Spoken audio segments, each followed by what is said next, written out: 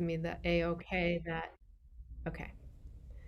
We're good to go. So with us tonight, we have, very grateful to have Jonathan Martinez. Jonathan is the Senior Director for Law and Policy for the Burton Blatt Institute at Syracuse University. There, he leads the efforts to ensure that older adults and people with disabilities have access to the services and supports they need to lead independent, inclusive lives. Jonathan will talk about this tonight, but in 2013, he represented Jenny Hatch in a case that was a landmark case in the United States, the first trial to hold that a person has the right to use supported decision making to make her own life choices instead of being subjected to a permanent plenary guardianship. Since that time, Jonathan has led supported decision-making projects in New York, Ohio, California, Virginia, Vermont, Missouri, and Kansas, and now, as we see tonight, here in Rhode Island. He has educated and trained tens of thousands of older adults, people with disabilities, families, and professionals across the country on supported decision-making theory and practice. He has written or co-written over 40 publications on supported decision-making, including the first textbook and first theory to practice guidebook on the subject.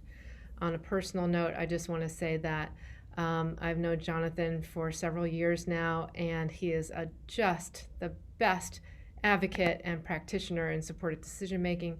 We are so pleased and proud to have him here with us tonight, and I turn it over to him. Thank you. Thank you so much, Mona, for that incredibly generous introduction, which I have no doubt I will fail to live up to, but I appreciate receiving. Good evening, everyone. Thank you for joining us. My name is Jonathan, and today we are here to talk about supported decision-making, specifically how supported decision-making can be part of people's lives. If you joined us for our first presentation, that was what I call a why presentation. Why supported decision-making can be helpful, why it can be a good thing, why we should try it. This presentation and the three that will follow are all about how we can incorporate supported decision-making into the supports and services people with disabilities use every day. Today, and I'm going to share my screen as I begin, today we are going to talk about how to incorporate supported decision-making into special education supports and services. But as we begin, one thing to remember, I always begin my presentations with an article of faith. An article of faith, something that we know, something that is going to guide us through the rest of this presentation. And the article of faith for today is this: students who have more self-determination skill, those who are better at making decisions, those who receive supports and services to help them make decisions, are found repeatedly in study after study after study to be more successful as adults. Students with more self-determination skills have been found time after time after time after time to be more likely to be successfully educated, more likely to be employed and at higher wages after graduating, and more likely to live independently. And that's an important thing because that fits with decades of research that we have about self-determination in general. We know that people with disabilities who exercise more self-determination have better lives. There's just a few of the studies finding that on your screen. And remember what I told you last time, I always back up these assertions. Everything you hear from me is going to be backed up by either law or science. And I just put about 4 studies on your screen right now that directly show how having more self-determination is directly related with better quality of life, a higher likelihood of being independent, a higher likelihood of being a part of your community. So how can we get to self-determination? How can we get to the place where we are making more choices? Because that's what self-determination is, after all. It's having more control over your life. It is making more choices throughout your life. So how do we get there? We get there with ways that empower people to make choices. One of them is on your screen, supported decision-making. And this is the definition, if you'll remember from last time, I don't care for very much, even though I wrote it. It talks about working with friends and family members and professionals to help you understand the situations and choices you face so you can make your own decisions. In other words, if you need to know what supported decision-making is, and I said this on the Greater Boston program just last night, it's what you do every day. Supported decision-making is what each and every one of us does each and every day. We all get help to make decisions in our life. We all seek out advice and assistance. We all do research. I mean, think about the cliches we all use about decision-making. Make an informed choice. Get a second opinion. Don't make a snap judgment. Think it over. They all mean the same thing.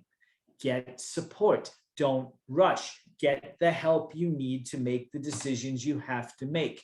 And what we are finding from research, and this shouldn't be surprising, is that people who make their own decisions using supported decision-making are going to have higher levels of self-determination than people who don't. Say people who don't make decisions because they're in a guardianship.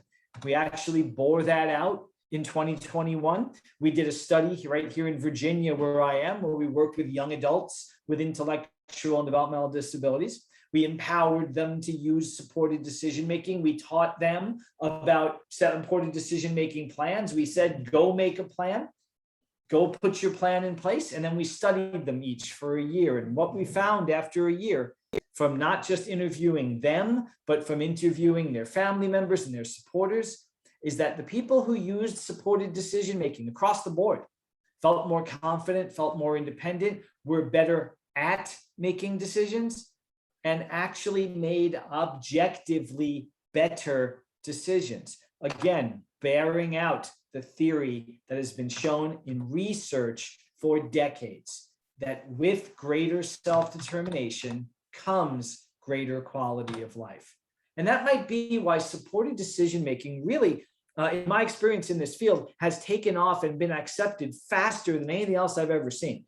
It's only been 8 years as of August since Jenny Hatch became the first person to defeat a guardianship by showing that she uses supported decision-making. And just in that time, 13 states, including Rhode Island and the District of Columbia, have passed laws recognizing supported decision-making. The U.S. Department of Health and Human Services has funded multiple supported decision-making projects. The American Bar Association, the National Guardianship Association have called for legal and practice reforms to increase the use of supported decision-making. Private organizations like the Autistic Self-Advocacy Network, the ARC, NAMI, the Bazelon Center, the National Association of Protection and Advocacy Systems, now called the National Disability Rights Network, have all called for increasing access and increasing use of supported decision-making. So today we're going to talk about how to get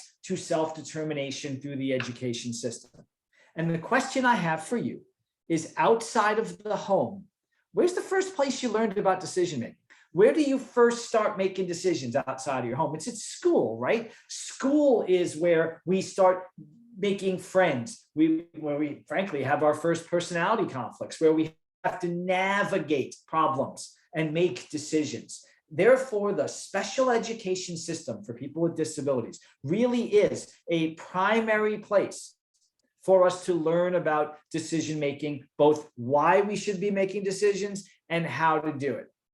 So the law that created the special education system, called the Individuals with Disabilities Education Act, or IDEA, sets out what should be the special education system, what it's supposed to do. Because if I went around this room today and I said, what's the point of special education? You'd all give me different answers.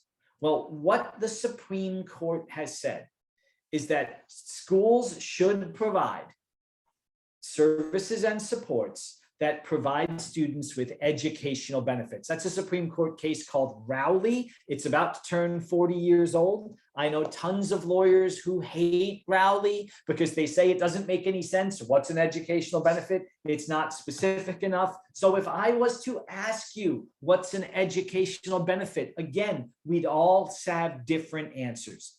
If you've been involved in the system, you would talk to me about free appropriate public education or least restrictive environments. If you're entering the system, you would talk about access to education. You talk about mainstreaming and inclusion, and we'd all have different discussions of what an educational benefit is. But really, what educational benefits truly are come out in the law. What's on your screen right now is the very first section of IDEA, the very first section where Congress says what the purpose of IDEA is. Take a look at it. The dark words at the bottom are the ones that tell the entire story of IDEA. They say that schools are required, schools must provide supports and services to students with disabilities that are designed to help them for further future education, employment, and independent living. That means, by definition, schools are required to do the things that will help students be more educated, more likely to be employed, and more likely to live independently. Therefore, what are the things that lead to education, employment, and independent living? Remember our article of faith. Straight up, we know that students who are more self-determined are more likely to be employed, more likely to be independent, live independently, Therefore, self-determination is the key to those three things. And that is something, if you come to the rest of these presentations, you will hear me say again and again and again, because science has proved it again and again and again, that students and people with disabilities in general that are more self-determined are more likely to be educated, more likely to work, and more likely to live independently. Therefore, when IDEA says that the whole point of special education is to prepare students for education, employment, and independent living, what it's really saying, according to study after study after study, is that the point of special education is self-determination. That helping students be self-determined should be a best practice, that schools should be working with students to give them more opportunities to make decisions, more opportunities to solve problems, more control in their education. Why? Because life control is what self-determination is. And self-determination is directly related to education, employment, and independent living. And the thing about IDEA that we all have to realize is that it's not all that new. IDEA is from 1973. It's really only a generation and a half old. But what's really scary is that before IDEA, in the 1970s, in the early 70s, and every year before that, as few as 20% of students got any education. There is testimony in Congress when they were passing IDEA about students with wheelchairs not being allowed in the building, or not being able to get to the building, or students with intellectual disabilities being told, we have nothing for you, and getting nothing. So the lesson of IDEA, the lesson of education, employment, and independent living, the lesson of educational benefits is this: we can't go back.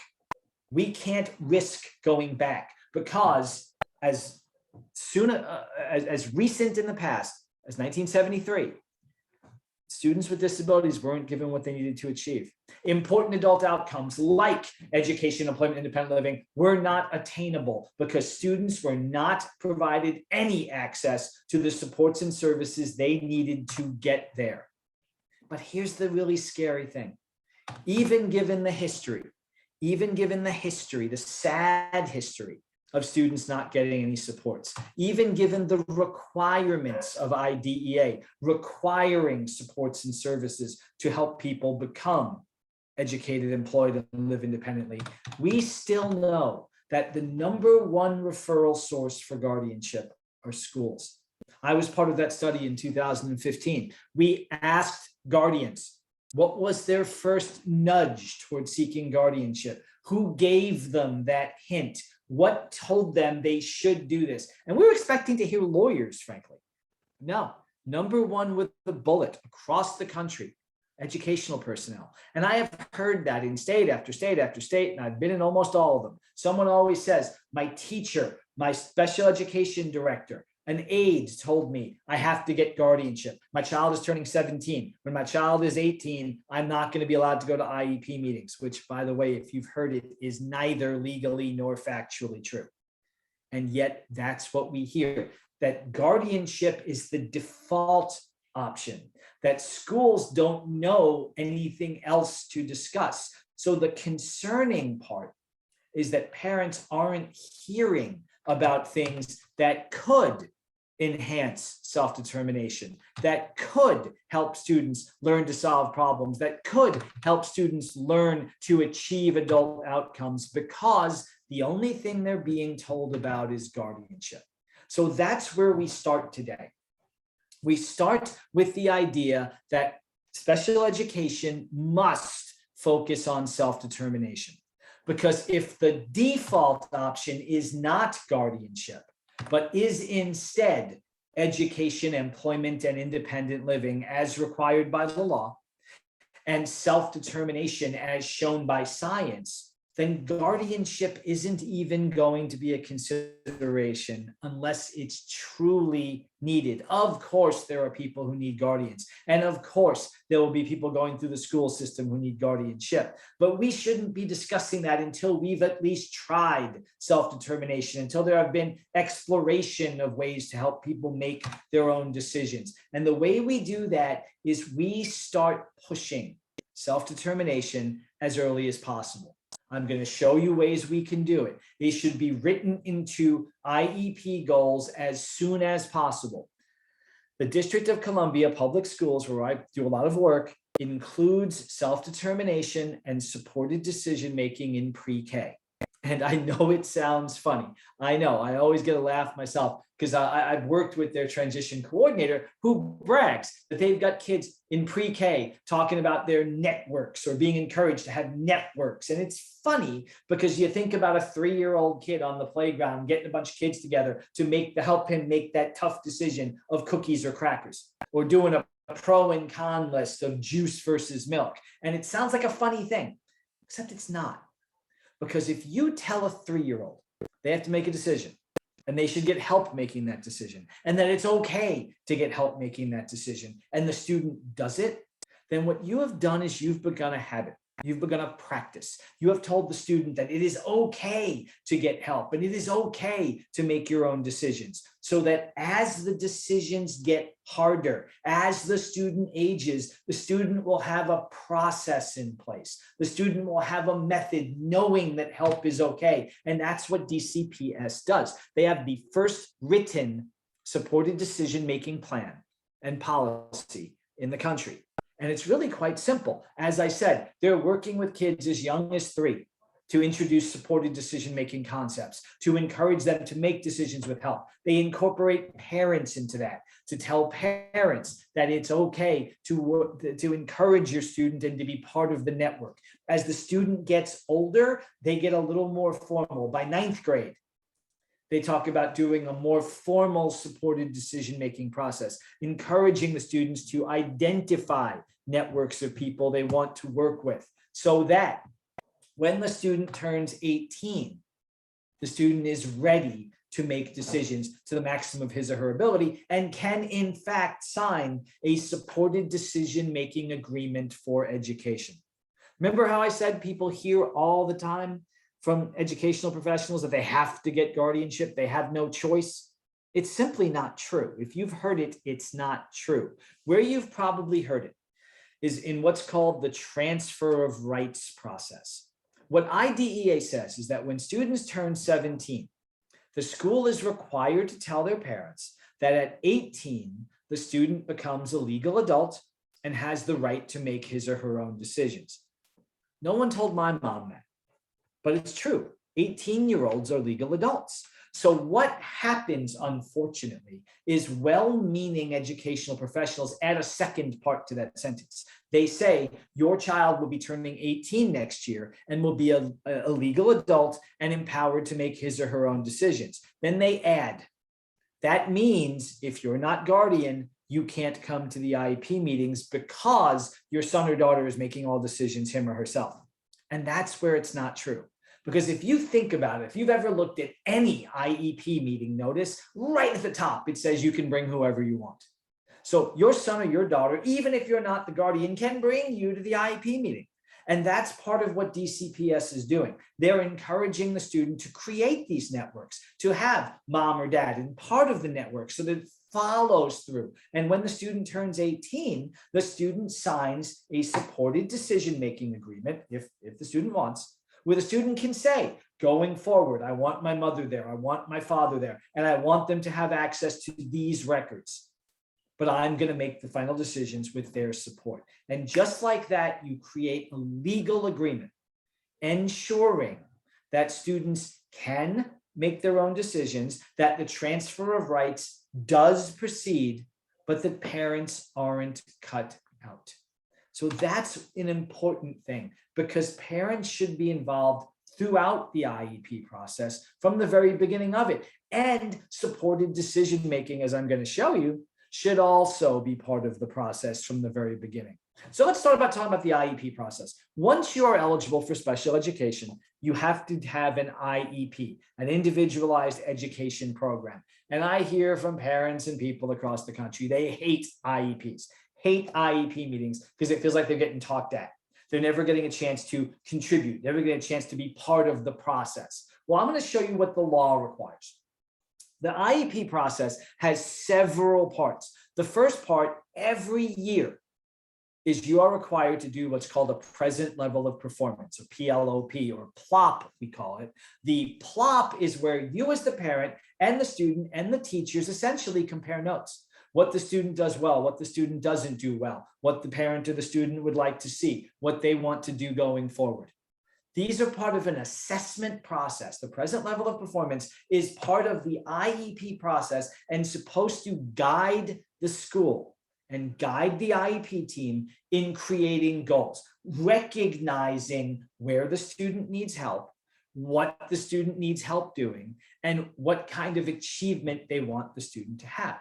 Those goals and those objectives, they're called, make up the individualized education program. And remember, the point of IDEA is further education, employment, and independent living. So every single goal you have should have some application to those things: education, employment, and independent living. So I believe that self-determination should be written into every single goal. And here's how you can do it without ever using those words. We can make goals that touch upon self-determination and supported decision-making without ever using those phrases. I promise you. Here's how. I'm willing to bet that you guys have been victimized or been beset by boring goals. I hate boring goals. You know, boring goals that don't mean anything really to anyone, kind of like the student will use proper grammar 75% of the time. That's a goal. It's legitimate, it's measurable, it's specific, it's for English class, I suppose. It also doesn't matter, because you know what happens if the student doesn't use proper grammar 75% of the time? Student fails. Student doesn't meet the goal. You're not learning to do anything. You're not building on any skills. You're just being graded on a pass-fail scale. Did you use proper grammar or not? What is that teaching, and how is that directly involved in the student's life? How is that leading that student to further education, employment, independent living? Spoiler alert, it's not. It is creating an arbitrary goal or an arbitrary line and telling the student, clear the line or fail. What I recommend, and what the Department of Education recommends, is having more active goals, having goals that mean something and have as part of it, not only an expectation, but a skill building part. And we call those I statements because they shouldn't be boring. They should be about the student. They should be led by the student. They should be part of the student's process. And here's my example. Never look at the boring goal. The student will use proper grammar 75% of the time. Instead of that, why don't we do an active goal, an I statement? I will work with my teacher to pick subjects I'm interested in and write stories using proper grammar at least 3 out of every 4 times. That's measurable, 3 out of every 4. It's specific about proper grammar, and it covers a specific topic, English. It is just as valid a goal as the boring one. But here's the different part. it requires the student to take action. It requires the student to do something, to be partially in control of his process. I will pick stories. I will be self-determined. And that's the key. Remember, self-determination in this process leads to self-determination in life. So I means that it's not just something passive. It's you have a responsibility as well as a right. I will work with my teacher, meaning I have to get support. I have to figure out a plan to work with my teacher. And you know what happens if I work with my teacher and I pick stories and I don't use proper grammar? It means I have to work with my teacher differently, or pick different stories, or write differently, or come up with a different plan. So just like that, you see the word self-determination is not there. The word supported decision-making is not there. Yet that I statement is all about self-determination and supported decision-making because it requires the student to exercise both. Get that support by working with the teacher. Use that support by doing something, by choosing those stories.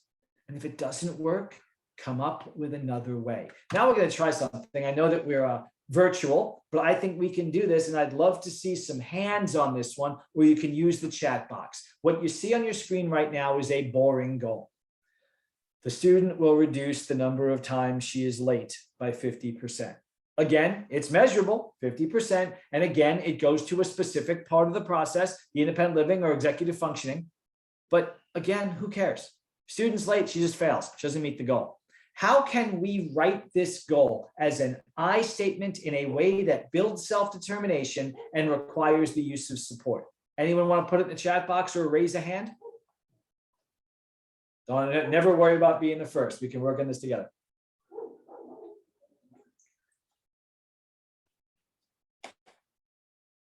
I know it's a little awkward, but anybody want to be the first one to take a chance? Okay, well, I'll do it. Consider this. Consider that this goal is boring. It's reactive. It's pass fail. Now consider ways that we can make it about the student. So rather than the student will reduce the number of times she is late, what about this? I will work with my parents, my aide, my teacher, my friends, whatever, to develop a plan that will make sure I get to class on time more than half the time. It's measurable, more than half. It covers the specific executive functioning area, and it says the goal. But look what it does. I have to do something. I will work with my supporters.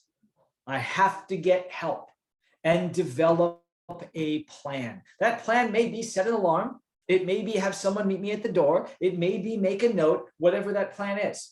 And you know what happens if it doesn't work? You make a new plan.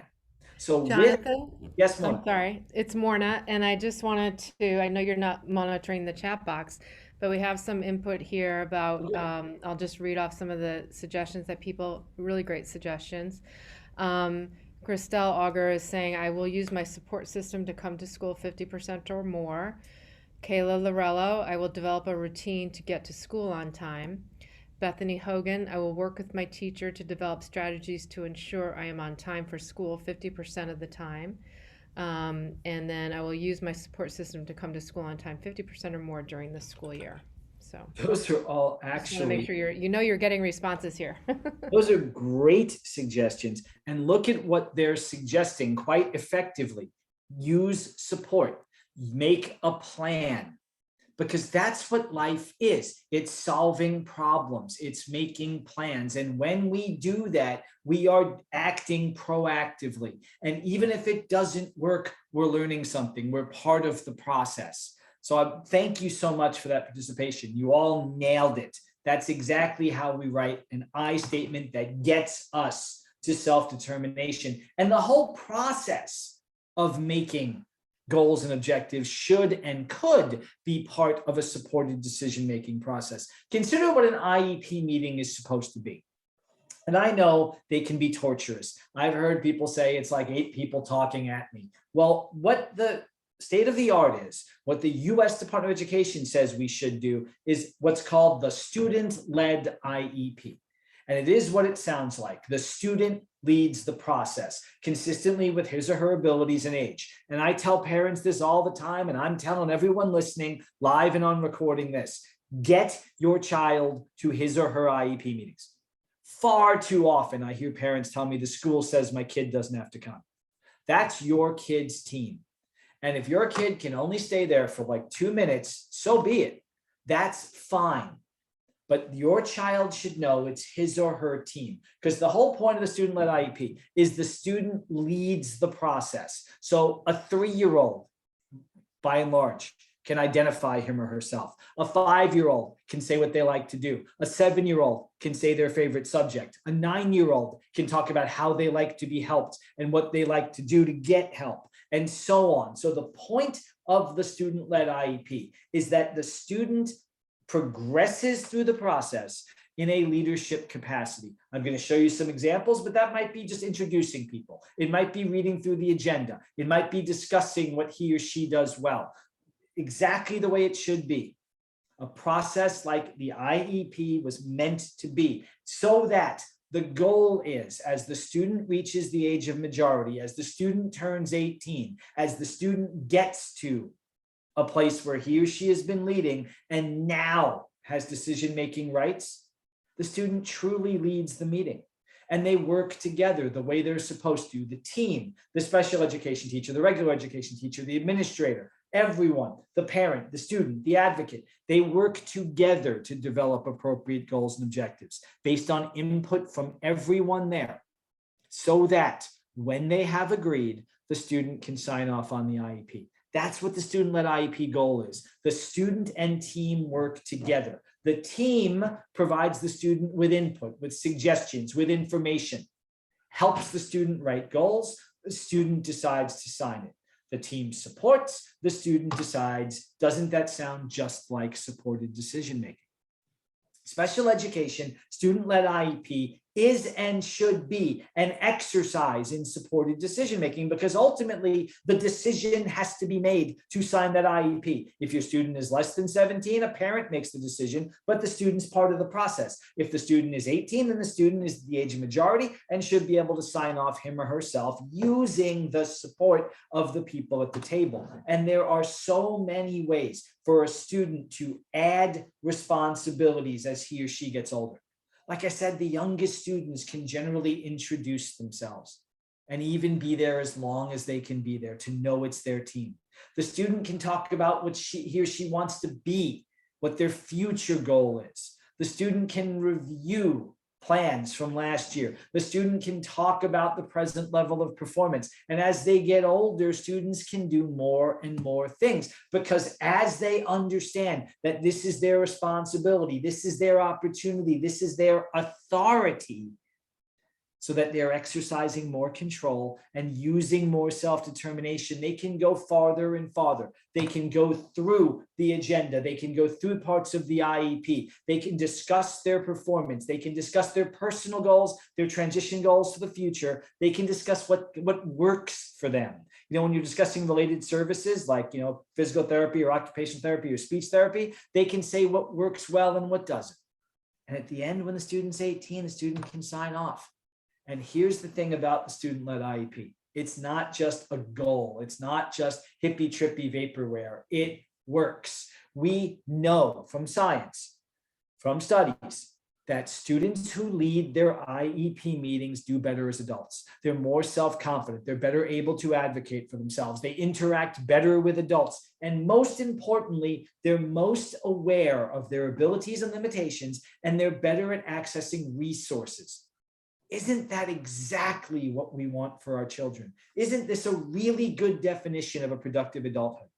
Being confident, being able to interact with your fellow adults, doing better in your processes, and knowing when, where, and how to get help. So that is what the student-led IEP can do. So I encourage every parent and every student to ask for it.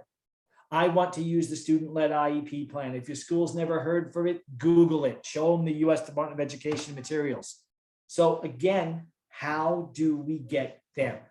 It's all wonderful sounding, but how do we get to this process? First thing I recommend you do, as I said, starting early. Ask Ask your school, what is your policy around self-determination goals and objectives? What is your policy around the student-led IEP? Do you include self-determination goals in IEPs? And if they look at you like you got three heads, tell them they've got some research to do. If they look at you like they might know what you're talking about, help them learn more. There was one study that said the majority of teachers understand the benefits of self-determination, but in their opinion, the vast minority of schools actually make supported decision-making and self-determination part of their processes. So you can ask for self-determination services and supports, because you can ask for just about anything. Understand this, under IDEA, you as parents have the right to request an evaluation of anything.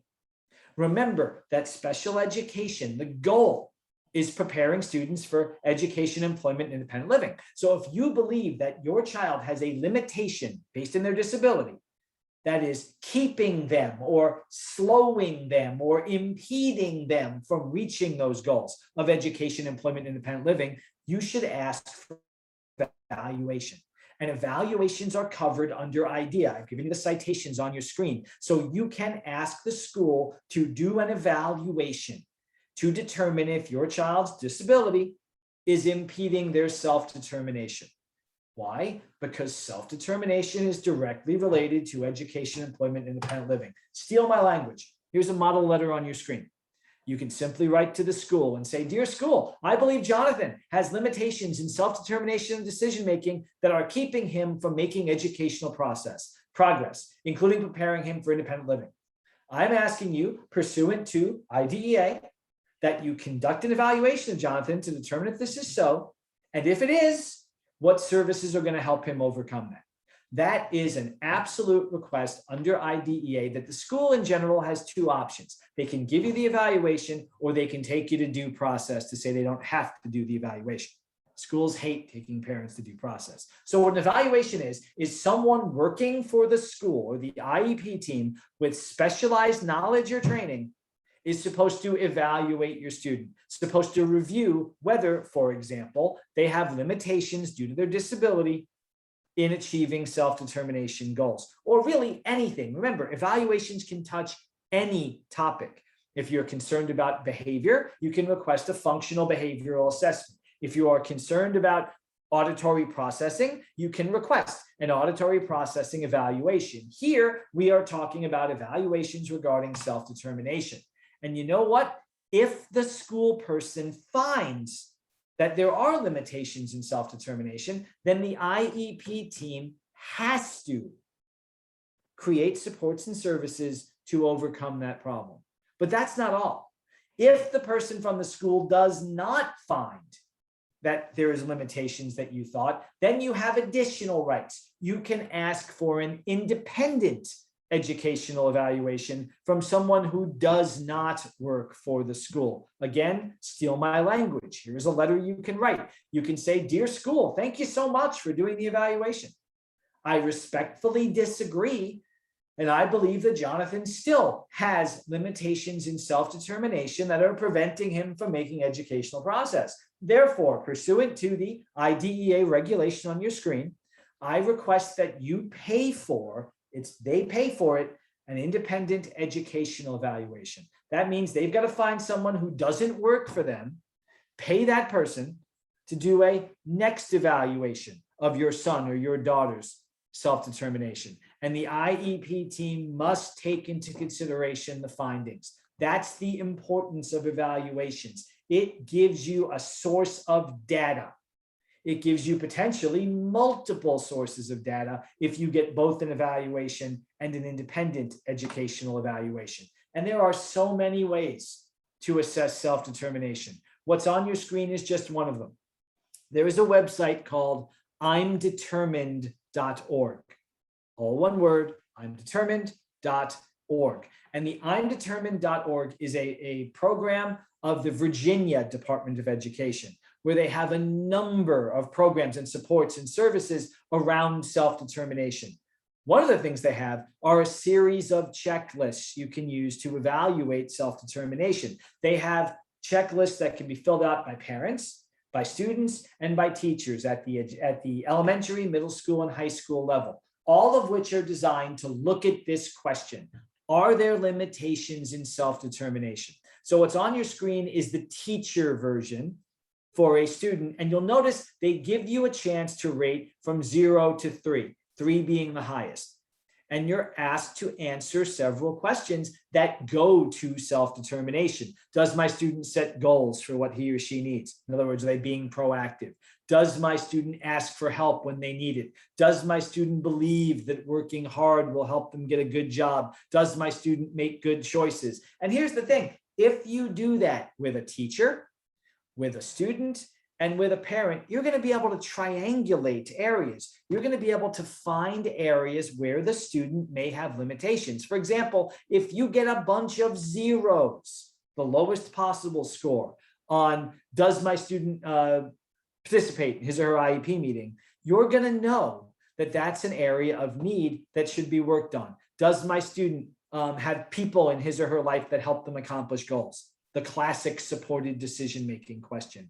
Does my student have others in his or her life who help him or her accomplish goals? If you're scoring low there, it is absolutely a sign that you should work with that student on creating a network, a support network. So that's a simple evaluation. Remember, one size doesn't fit all, but if the school looks at you and goes, I don't know how to do an evaluation of self-determination, remember, imdetermined.org. It's quick and dirty, but it's a way to get some information. And if the school disagrees, remember that you can ask for an independent educational evaluation. So that's what self-determination can do. And that's why it's important to have self-determination goals. I've been encouraging you from moment one. Every IEP should have self-determination goals, whether it's an I statement or anything else, because we know that self-determination is the key to education, employment, and independent living. We also know that studies say that when students have self-determination goals in their IEP, they become more self-determined. They do better in school, they do better outside of school. So if you ask for self-determination goals and the school says, we don't really do that, you can say, well, according to the Waymeyer, Palmer, Sjogren, Williams study, we should do those. Because when students have goals specifically designed to enhance their self-determination, they become more self-determined. And what is self-determination the key to? Education, employment, and independent living, the very goals of IDEA. So you can write self-determination I statements for just about anything. Here's some examples on your screen. I will work with my counselor to create a budget where I have to save and spend money every month using higher amounts of money each month. You know what that is? That's a math goal. Again, boring goal. Memorize your addition and subtraction tables. Boring, who cares? Interesting goal, work with your teacher to create a budget where you say this much for rent, this much has to come out for things I want to buy. I can only put this much in from work. When I do that, I'm learning to do the math. I'm learning the addition, I'm learning the subtraction, and I'm learning financial management, and I'm learning to use support to do it. I will work with my team to identify 3 jobs I'm interested in. Right there, you're looking for future planning. I will develop strategies for how to stay calm when I feel like I'm getting angry. That's self-regulatory behavior, but it also involves others. So it's self-determined and it's supportive. And I'll work with my IEP team to identify 2 community groups I'd like to be involved in. That's community integration and support, and finding new avenues of support. All of these are very typical goals written in a way that enhances self-determination and decision-making. But what does it have to do with guardianship? This whole thing started, the last time we got together, it was all about guardianship. It's all about supported decision-making. Well, remember the story of Jenny Hatch. And remember when Jenny was examined by a psychologist who testified at Jenny's trial. What did that psychologist say? What would be beneficial to Jenny is she had people around her who support her and give her the assistance she needs. Isn't that exactly what we've been talking about supported decision-making? People working Jonathan? yes. Okay, sorry. I always hate to interrupt you, but we do have some conversations happening in the chat box. So, There's a few things. I'll start with this. Do you have any information on the reliability and validity of these self-determination checklists? They were funded by the US Department of Education. I am not suggesting that they are either necessarily scientifically valid or reliable, because they're always done different ways with different people. So I'm not sure you could break that out into an IRB type study. But what they give you is a baseline of information. We are not suggesting that those checklists are the one and only method. But when I do special ed and I ask for support self-determination evaluations, I get looked at like I got three heads. So where can we start? That's a pretty good place to start. You're gathering information. So I'm not here to tell you they were subject to a rigorous university study, but I am here to tell you that more data is good, and that creating goals around self-determination has been subjected to rigorous and valid scientific study and found to be absolutely beneficial. Great. And if the school doesn't want to do a self-determination assessment and we request an independent evaluation, who does it? It's actually not that process. It's the school has the option to either do the evaluation you request or give a really good reason why not. It has to be a legal reason, and usually it requires taking you to due process. But independent educational evaluations are done by people who have information and expertise in the field. If you don't know one, it's on the school to find one. But it has to be someone who doesn't work for the school, who you and the school can do research on and find, or you can look for. That's the beauty of the IEE. The school doesn't control who does it, and the school has to pay for it. Last one for now. Do you have examples of how this can be addressed at school when the student has a 504 plan versus an IEP? I'm a huge fan of 504s, and my feeling about 504s is because 504 is so brief, it doesn't have all of the very specific requirements IDEA does. It just says that students cannot be discriminated against in accessing benefits and supports and services. In other words, you can put anything you want in 504. If your student has a disability that is impacting his or her self-determination, a 504 plan should absolutely address that. The only difference, really legally speaking, the only difference between 504 and special ed is due process. There is no specific due process under 504. But I tell you, I was involved in a case in Vermont, and that's not far from y'all, but the Vermont special education regulations actually encompass 504 and the things that have to be done. So other school districts are aware of that. So my take is you can do anything under 504 that you can do under IDEA. And if the school refuses, that's when it gets harder, because you don't have the due process system to complain. You have to file a federal complaint with the Office of Civil Rights or litigate the issue. So that's the big difference, is what's called the procedural safeguard under 504. We have one more question. I know this is what the question says. I know tonight is dedicated to education, but are there comparable checklists for adults? I think, well, the I'm determined checklist, as you see, for students, but I wouldn't have a problem using the high school ones, because they're, again, all about seeking decisions and adapting them. We talked last time about the Missouri Stoplight tool, which is an assessment tool for adults and decision making. Missouri Stoplight tool, you can Google it. The idea of the Stoplight tool is it talks about a number of adult living situations, getting to work, making decisions about work, managing medication, managing relationships, and anything else you can think of to put in there.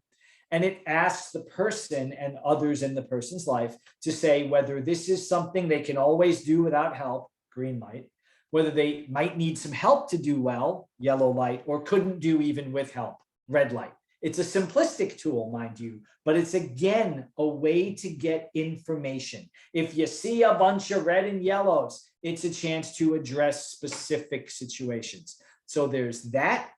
And the American Civil Liberties Union has an adaptation of that called When Do I Want Support? You can find that if you Google ACLU supported decision making. So I think those are two good assessment tools for adults. Okay, so moving on.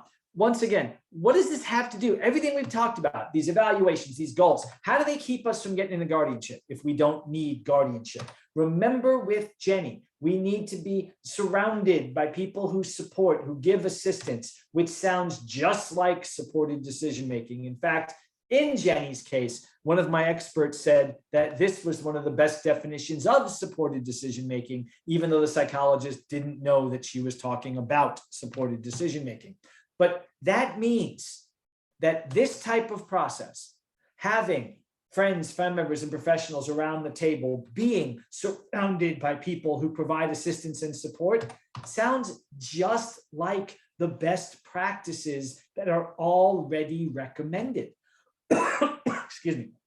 Remember, we've got studies that conclude that schools should be helping students improve goal setting and problem solving skills, having more self-advocacy, and having more opportunities to use those skills. Doesn't that sound like supported decision making? Doesn't it sound like exactly what that psychologist was talking about? And doesn't it sound like the student-led IEP?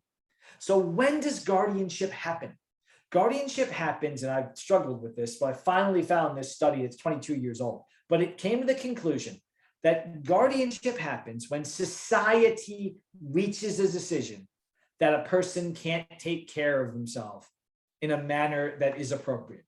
So if society believes that I cannot take care of myself in an appropriate manner, then it's going to push for me to have guardianship. So now I want you to think about all of the things people need to take care of themselves, all the things we need to learn about and access to learn to take care of ourselves, and realize they're all available under the special education system. Things like therapies and independent living supports and services, goals around functioning, like creating budgets, like navigating through daily life, like having therapies like occupational, physical, and speech therapy, like having behavioral assistance, like having areas that allow you to learn to take care of yourself. And here's a spoiler, what's going to come up in 2 presentations from now. But I want you to remember this. I want you to remember the phrase EPSDT. That stands for Early and Periodic Screening, Diagnosis, and Treatment. And here's what I'm going to tell you about it today.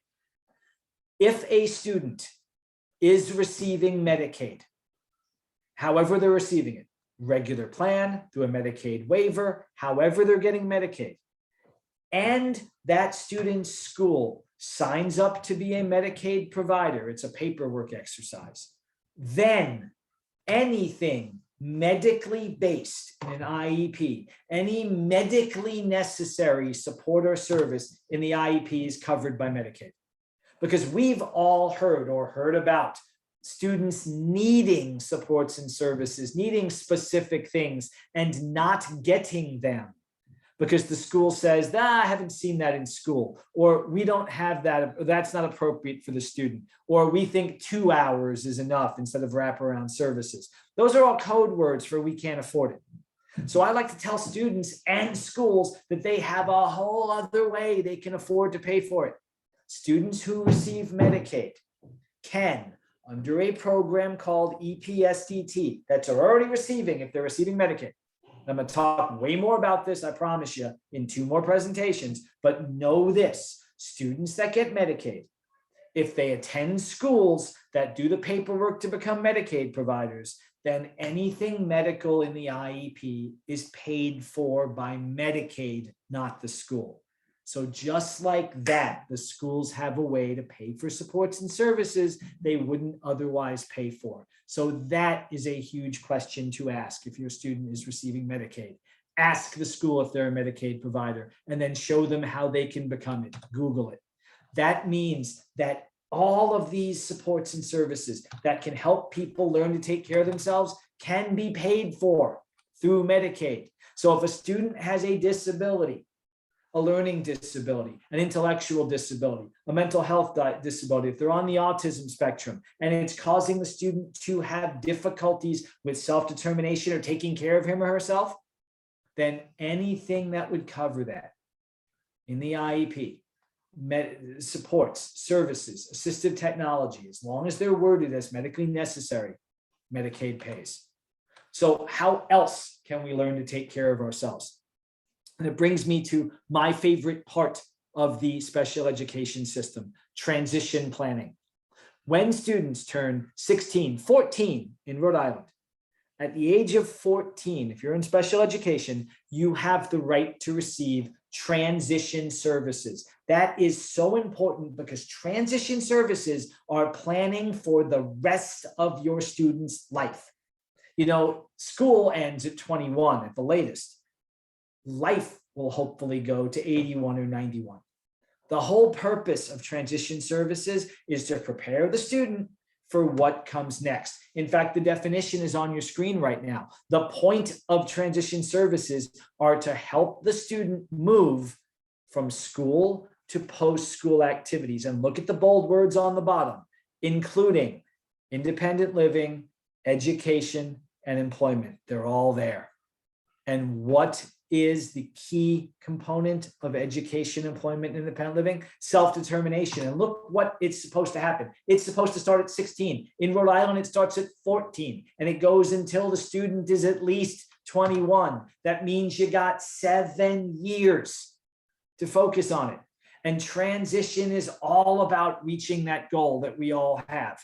That's what I mean that I love about transition. It's about what comes next, because every single person really has the same goal. Every kid wants to be a teen. Every teen wants to be an adult. Every adult wants the life he or she wants. Every adult, every student wants the same things. They want to find the things that matter to them, find the work, find the relationship, find the careers, find the opportunities for long-term relationships and meaningful continued growth. It means that we want to be self-determined. And again, spoiler alert, for 3 presentations from now, what I can tell you is this. If you don't have a disability, if your student does not have a disability, and you, if you don't have a disability, you're part of a system. You're part of a system that is so effective, you don't even know you're part of it. For people without disabilities, the system is basically linear. You progress through it from school to internships, to work, or college, to a career, to a life. It's a line. There might be some bumps along the path, but generally it's a line. But what I hear from parents and students across this country is there's no path, no plan for people with disabilities because they're sent off all in 100 different directions. You know, they're in this transition period. They're 14, they're 15, they're 16, and they have no idea, and no one seems to have any idea what the supports and services are that are out there to help them. So they're sent to talk to one person about education and one person about employment and one person about healthcare and one person about money. But money person doesn't know employment person, and employment person doesn't know education person. And maybe money person doesn't like healthcare person, or maybe employment and money people are competitors or they're having turf battles. The long and short of it is what I see time and time and time again is a fragmented system for students with disabilities. There's no process, and that parents and students spend so much time trying to figure out who can help them. They never actually get the help. And that leads to society concluding not that the system is messed up, but that the student cannot take care of him or herself, leading directly to guardianship. So what we need to do first, and this is my spoiler alert, because the last presentation we do is going to be all about bringing services and supports together. But in the educational context, what we need to do is focus on transition planning to make sure the things are there that are supposed to be there. So like I said, transition plans are supposed to facilitate movement from school to post-school life. They are supposed to provide opportunities for education, employment, and independent living. And what we know from the law is that this is supposed to result in a plan that is based on the individual child's needs, taking into account the child's strengths, preferences, and interests. Sounds like self-determination, doesn't it? But here's the kicker. Look at what it's supposed to include. Not just teaching, but also services, also experiences. And the two ones that always get me. They're supposed to include transition services, are supposed to include specific services to help the student achieve post-school adult living objectives and the acquisition of daily living skills. And here is where I confess I get angry, because schools are the #1 referral source for guardianship. Still, just 2 years ago, the National Council on Disability found that there is a school to guardianship pipeline, that the fastest growing segment of the population going into guardianships are 18 to 24-year-olds with intellectual and developmental disabilities, that you are more likely to be in a guardianship if you are an 18-year-old with IDD than if you are 75 years old. So where I get worried, where I get angry, frankly, is that school telling parents, next year your child's going to be 18, and if you don't get guardianship, you can't come to IEP meetings. When I get that, when I have someone tell me that the school said get guardianship, I always say, let me have every transition IEP you have. Every IEP you have since your child reached the age of transition, whether that's 14 or 16. Because here's the deal. Looking at those bold words, tell me, what is a more important adult living objective than making decisions, than living independently? How many decisions did you make today that were important to you? How many ones were silly, but still moved you somewhere you wanted to go? So decision making, and remember, guardianship says you can't make decisions. Well, decision making is the daily living skill that is most important for all of us. So when I hear a school, I hear a parent tell me the school said get guardianship at 18, I say, give me all the transition IEPs, because unless I see something in a present level of performance that says Jonathan has real difficulties in making decisions, Jonathan is unable, we fear, to live independently.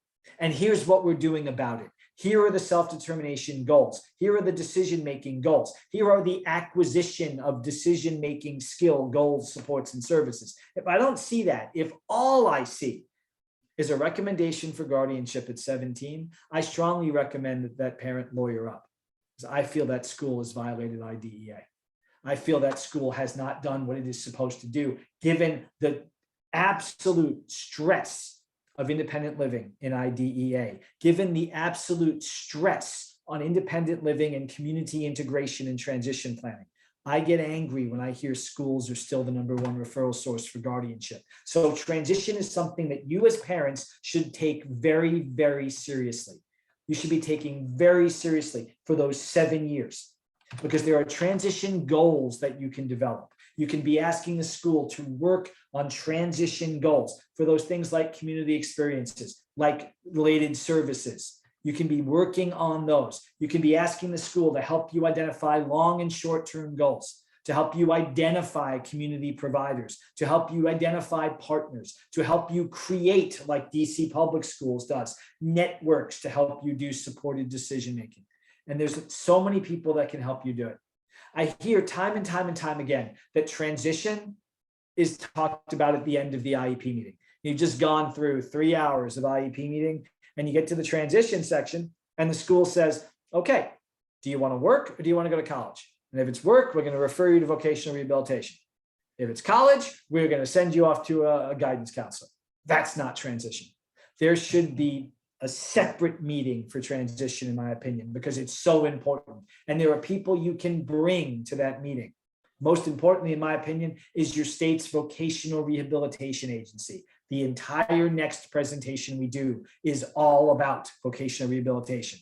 But others like service providers, a Medicaid waiver case manager, or an independent living center. And if you don't know who these are, you need to learn about them. I will discuss them in a later presentation. But independent living centers are specifically community-based support centers and networks that are there to help people with disabilities learn skills and get supports to live and work independently. They should be at the meeting if you're working with them. You can bring in agencies you're working with, You can bring in members from Disability Rights Rhode Island if you're working with them. You can bring in Voc Rehab. Why? Because you want as much information. Why? Because what is the student-led IEP, after all, than getting supports and services from people who surround you and support you and give you the assistance that you need. Just like Jenny Hatch did to use supported decision-making, just like all the studies say, help you have better achievements. So you should, as part of the transition process, be asking about who the school works with. Schools are already required to have what are called interagency agreements with agencies like vocational rehabilitation that says, we will do this and you will do that. They should be having those with other entities. I have worked in a few states to help schools set those up so that the school doesn't have to do anything. If you remember, the definition of transition services says it's a coordinated set. It shouldn't just be the school.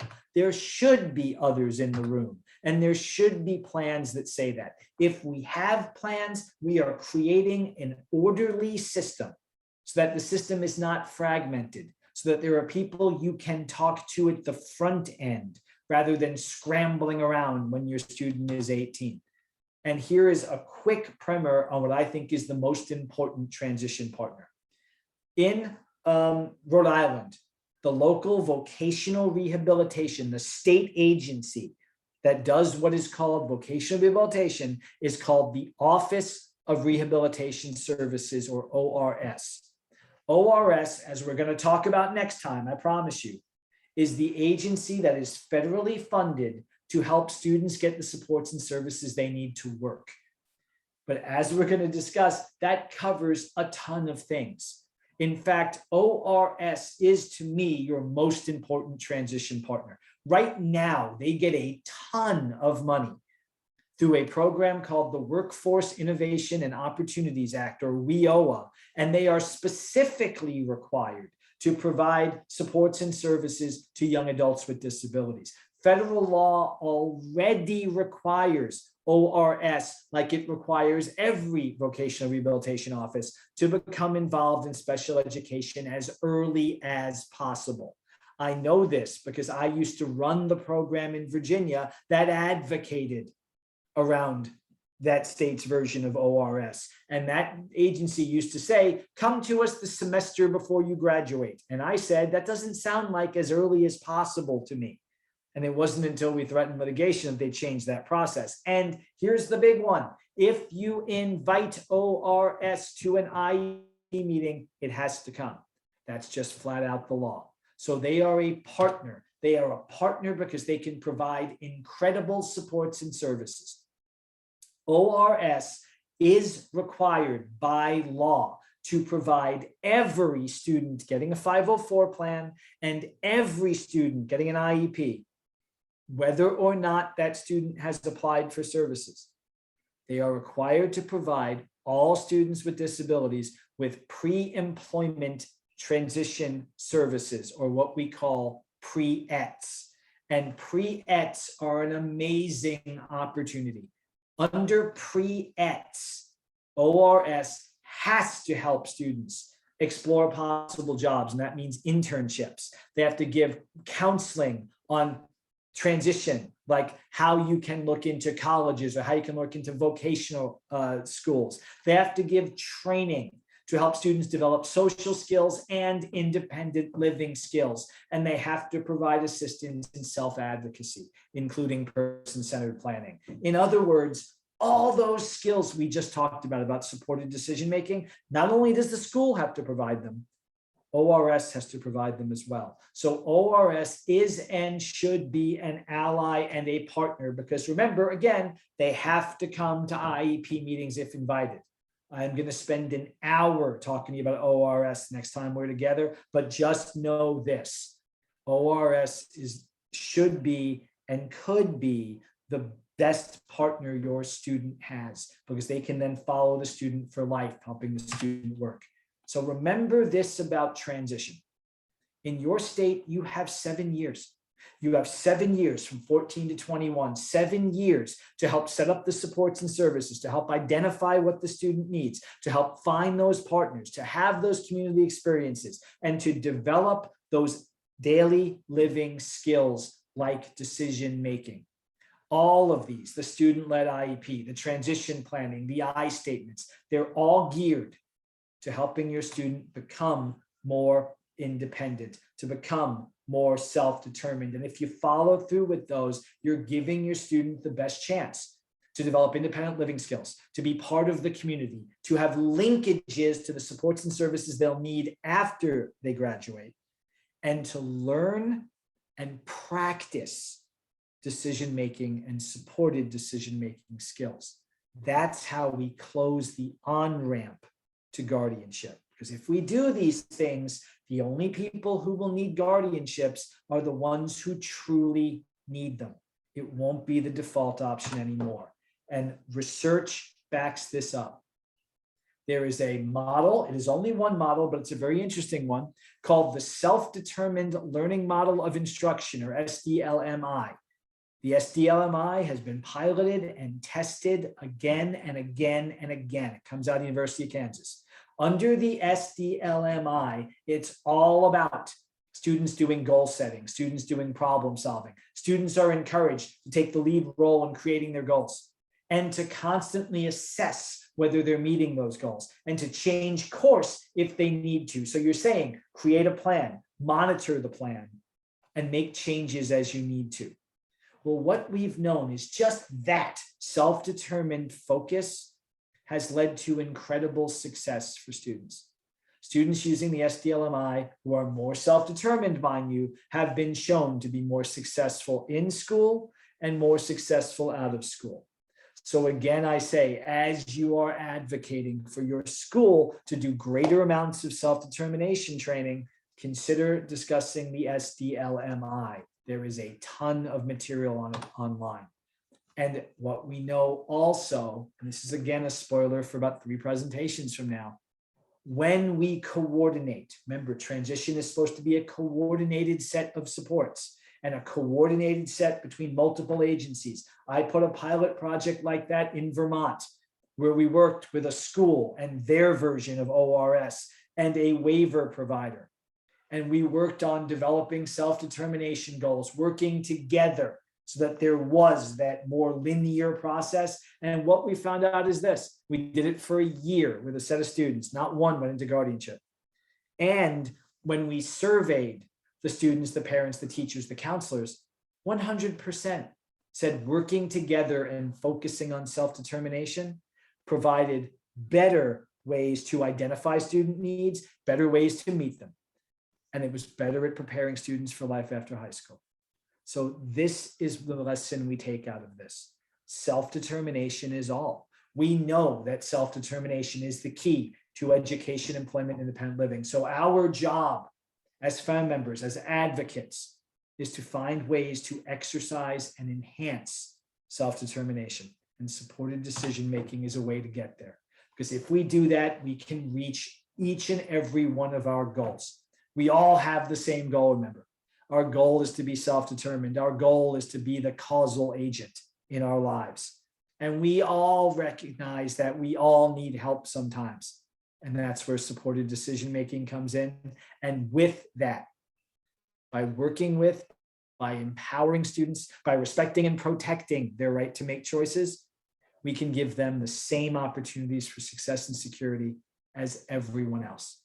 And with that, I am very happy to answer any questions. Remember that my email is on the screen. I know that you'll have an opportunity to get this slide deck. I ask you to please feel free to email me with any questions so that we can share information. I'm always happy to provide whatever support I can. And with that, what questions can I answer for you?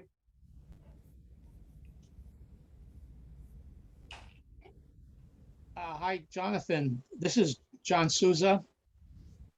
Can you hear me? Yes, good to see you again, John. I'm becoming a groupie of yours, and I hope you don't mind. I'll take it. Okay. I got actually 2 questions, but the first one's about supported decision-making specifically.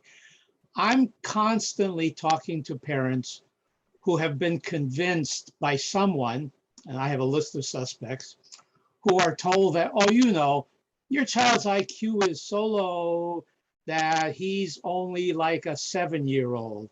And certainly you wouldn't let your 7-year-old make important decisions about blank. What should parents do and say when they get told that their child's IQ is the indicator of whether their child should or should not have a guardian? I think IQ is a terrible measurement of decision making. First of all, consider every IQ test you've ever taken and think about what IQ tests are. The student goes someplace they've never been before. They are meeting with someone they've never met before, and they are asked to do a bunch of things they've never done before. That's not what decision making is. Decision making is a learned skill. I tell the story of Jenny Hatch for exactly that reason. Jenny's measured IQ was 49. My expert, the psychologist I took her to with the hope that he would testify for us, said with a 49, there's no way that she can make decisions. Then he thought and goes, well, I'll take her to lunch and see what we can figure out. And he came back from lunch and he said, she makes her own decisions. She looked both ways before she crossed the street. She ordered, she paid, she counted her change. She didn't talk to strangers. She watched her hygiene, and we had pleasant conversation.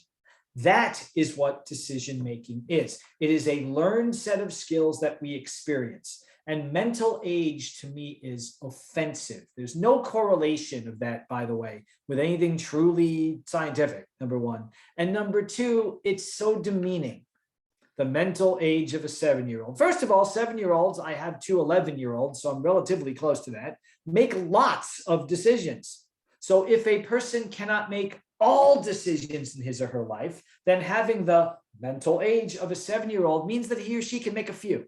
And then we can build on that. There are studies showing that, it's such an old study, they use the old MR word, that women with intellectual disabilities, even severe and profound, given the opportunity to make decisions, got better at it. It's a skill. And given everything we know about self-determination, we should be giving students and giving people with disabilities every opportunity to exercise self-determination and to learn how to do it. So we shouldn't give up on anyone. I know you don't, but to me, that's what sets my hair on edge, which is basically that giving up. Your 18-year-old has the mental age of a 7-year-old. Therefore, your 18-year-old is never going to amount to anything. I know most parents, when they hear that, would get pretty angry. Great. Second question is related to transition. Again, advice for parents. What should parents do when at the transition process, the school says, well, in terms of independent living and adult services, we recommend that you enroll your child in the Division of Developmental Disabilities as soon as possible, get services from them, and seek residential placement. Yeah, that's not good enough. First of all, we're gonna leave out the residential placement part. But what the transition law says is the school is ultimately responsible for ensuring that there are supports and services around independent living. If all they're going to do is refer you out, they're not doing their job. I'm fine with bringing somebody in, but there have to be independent living goals to me. Even those, like the I statements, are independent living goals. It is not enough to shunt your kid off. It's also not enough to say for employment, go talk to Voc Rehab. It's good to bring Voc Rehab in, and I have no problem with Voc Rehab and the school working together and dividing up the labor. We're going to talk about that in the last presentation. But just to abdicate their responsibilities is not appropriate. I would say to the school, what law or what regulation gives you the right to not do what IDEA requires you to do? Other questions? There's a question in the chat box.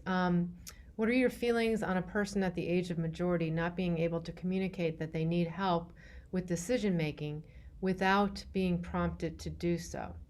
Is SDM appropriate, or is there another option you'd suggest? I mean, maybe every person is different. I don't suggest that SDM is the right path for everyone. I do suggest, and I'm not saying that you didn't do this, that we have to get started on SDM and decision making early so that we avoid as much as possible that problem. Supported decision making shouldn't be a yes or no question at 18. It shouldn't be age of majority, let's see what you can do. I always tell advocates that they have to introduce supported decision making early, because if you tell a parent when your child's turning 18, you have two options: this thing you've never heard of, and guardianship, which everyone is telling you to get. Which one do you do? And of course, they're going to pick guardianship every time. So with every child, it's the same. That's why I always talk about DCPS's policy of talking about taking decision making and working with networks and being more self-determined from a young age. The science says that the earlier we start self-determination, the more likely the student is going to be to recognize limitations and take the steps necessary to address them. In general, when I have a student who isn't as aware of his or her limitations, what I talk about is, well, who are your go-to people? We all have go-to people in our lives, right? When one of my kids is having trouble in school, day that ends in a Y, I call my sister. She's my go-to person because she is an educational professional. I have a buddy who is my go-to person about all things cars. I have another about all things finances. We all have go-to people in our lives. So we're not saying you don't know how to make decisions and you need help. We're saying go to your go-to people. Who are your people? Find your people.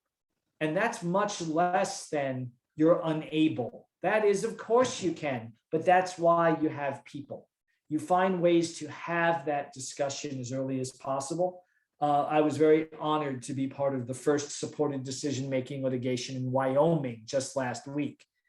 And it was all about convincing a judge that we all have go-to people.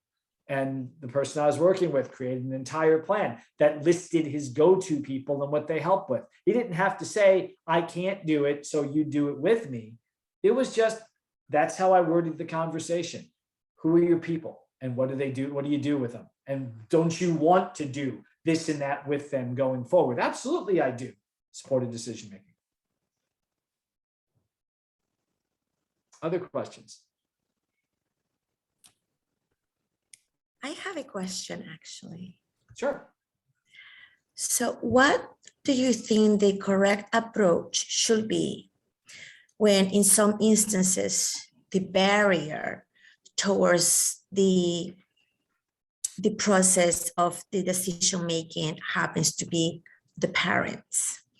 And I am saying this based on my experience with working with families from a diversity, different cultures.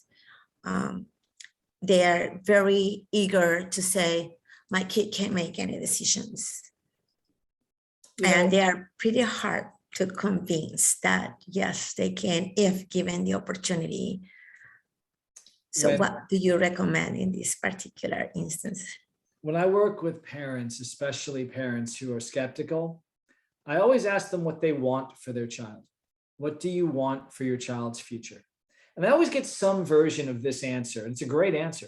I want my child to be as happy as possible, as independent as possible, and as safe as possible. And I can work with that. We can talk about ways to help people be happy and safe and independent. And that's what we know from self-determination supported decision-making. When we work, I have worked with people from cultures that have a very strong familial unit, that we take care of our own. And the my child can't do it comes often from the we take care of our own, we take responsibility, it's our family, which is a wonderful thing. So I build on that. That's what family does. Family is supposed to support. Family is supposed to be there. And I'll bet you there has been something that child has done or said or decided, even something frivolous, with support.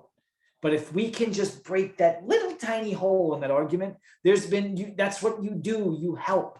How have you helped? How has that person gotten help? You start helping that light bulb go on, that it's not about that.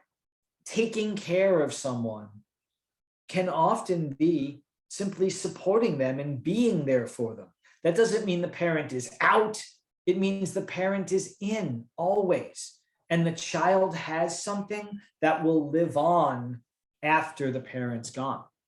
It's a legacy, isn't it? That's how I work with it, is to say, your culture, your belief in taking care of your own is what's going to protect your child. It's going to work.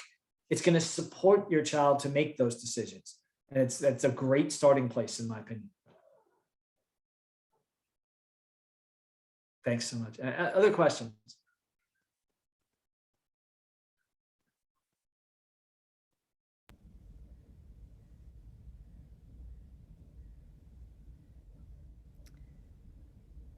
Anyone who wants to ask a question, you can just unmute yourself and go ahead.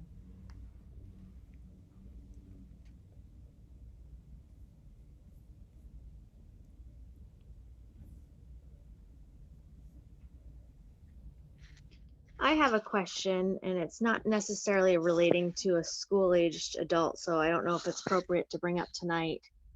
But it was more related to the last time we met. Support an individual who their family member has guardianship of them, and the person has expressed an interest in supported living. Everything, she's expressed everything she wants in her life, what it's going to look like. And the guardian has completely shut it out of the water, saying it's not an option. It's never going to happen. She always, changes her mind. Just Debbie Downer, everything, just completely shut down the situation, the opportunity for the individual. And I was just curious, not being too familiar with guardianship and the legalities of everything, but what leg do we have to stand on as an agency to support her to continue, to obtain what she wants when it contradicts with the guardian? I mean, it's a super dicey situation, I know, because ultimately the guardian does have legal authority to make those decisions, including signing off on a person-centered plan.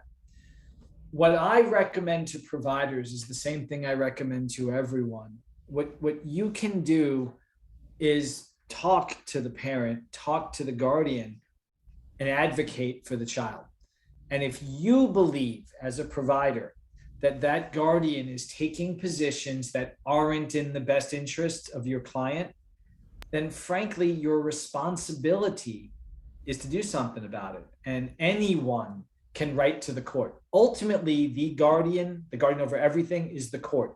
And the court is supposed to receive annual reports on this person's progress. Guardians are required to provide reports, and the judge is supposed to review it annually. I think you could write to the court and say, as a provider, these are my concerns. I've had providers do it, and I know it's dicey because the guardian may then fire you. I get it. But we're here. We're in this field to support the people we work with.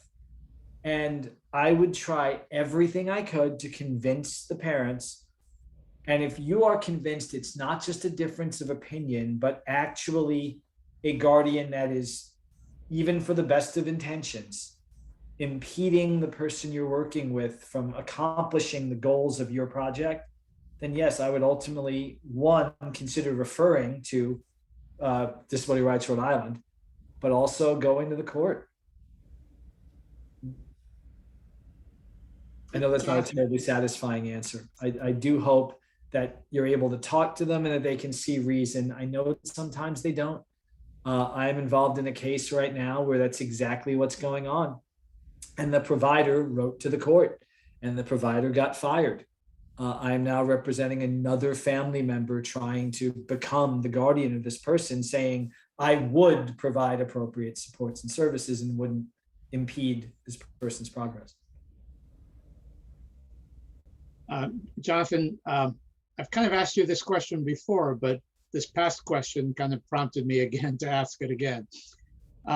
So there are certain circumstances where there's like co-guardianship held by two parents who are divorced and who are still kind of struggling with the issues that really caused the divorce.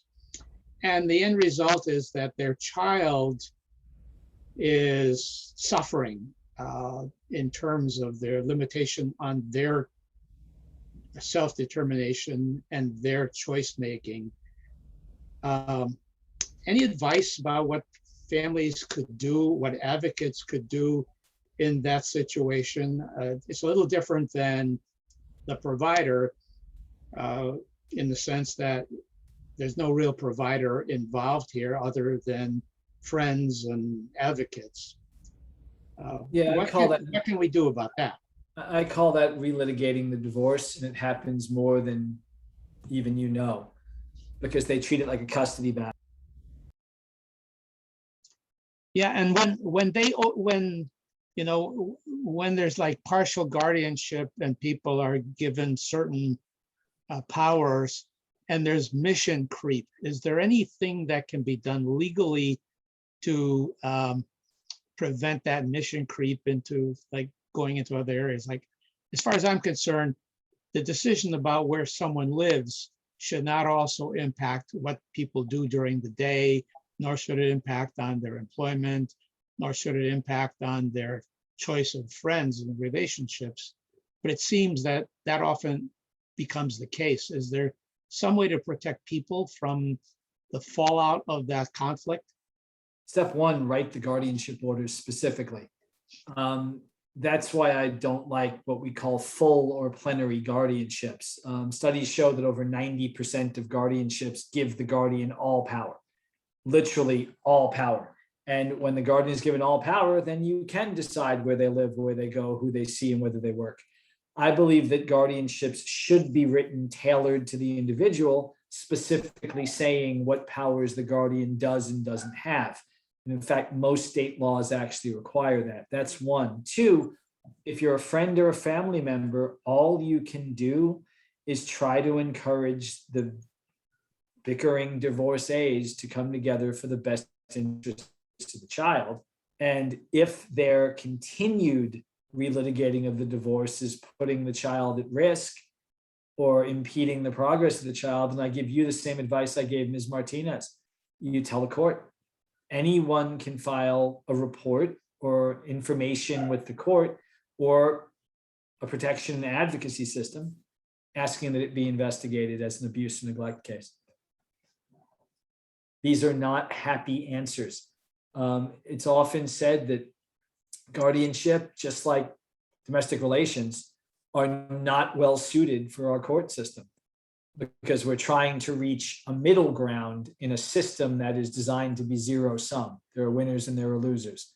So before we go to the courts, before the courts get involved, it's why I talk about finding alternatives. When the courts are involved, you hope to have these parties see reason. And if they won't, you hope the court will do something. Again, not comforting, I know, but it is the reality. Okay, thank you.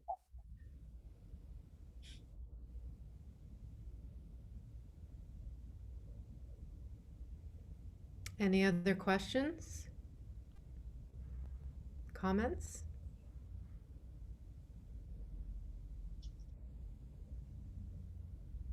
I don't know if this was brought up before, but when we're talking about IEP meetings, the importance of including people who aren't always in charge, like teachers are always in charge, attorneys are always in charge, parents are always in charge. So bringing like a friend or a sibling or other people of that kind of the same level as the person that should be directing their own IEP meeting. I don't know if that was brought up earlier, but just something I always found important. And on top of that, I just absolutely love tonight. I'm like, I feel fired up. I'm energized. This is awesome. So thank you. Thank you for that. And two, thank you for your comment. I completely agree. Support includes supporters. The scary thing about an IEP meeting is it feels like there's all these authority sources there, right? What we want is to make sure the student is in a position to be a leader. Leaders also have people on their side. So and by the way, if you're a parent and you're at an IEP meeting, I think you should bring someone too, if only someone to take notes. I mean, you've got to prepare and watch. You can bring whoever you want. It's on the top of the IEP meeting notice. I recommend you take advantage of that.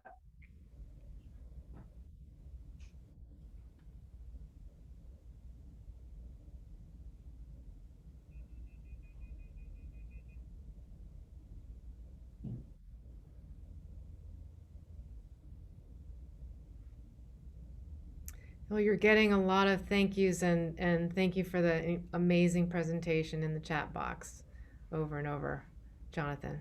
Thank you all for coming. I'm looking forward to discussing, just as a quick signposting, I call it, the next presentation will be talking about vocational rehabilitation. After that, we're going to talk about supports and services around what I broadly call healthcare and life planning. We'll talk about money management. And the last presentation is how to bring all of the things we talked about together. I'll show you how it all links. I'm really looking forward to working with you on all of that. Well, we are too. Jonathan, thank you again for a fabulous session. So informative, so inspiring, so positive, so practical.